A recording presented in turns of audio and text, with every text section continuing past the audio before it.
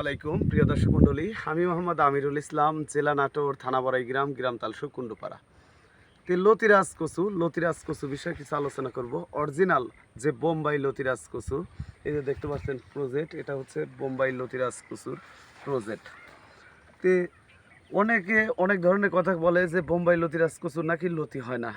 আমি সে প্র্যাকটিক্যাল দেখানোর জন্যই আমি আপনাদের দেখাবো। দেখেন, এটা বোম্বাই লতিরাজ কচু, দেখেন কি পরিমাণ লতি বের হয়েছে রে ভাই। প্রত্যেকটা গাছে 2-3টা করে লতি দেখেন প্রতি সপ্তাহে কাটা হয়। আপনার সপ্তাহে 8 মণ 10 মণ করে কিভাবে লতি উৎপাদন করা যায়। দেখেন প্রতিটা গাছেই পর্যাপ্ত পরিমাণ লতি। আর এই লতিরাজ কচুর লাগাবেন হচ্ছে শতাংশে 130টা করে লাগাবেন। বোম্বাইটা শতাংশে 130টা করে লাগাবেন। আর আপনারা লাইনে 1 হাত পরপর লাগাবেন, তাহলে এই পরিমাণ লতি বের হবে। 8 মণ 10 মণ লতি প্রতি সপ্তাহে উৎপাদন করা সম্ভব।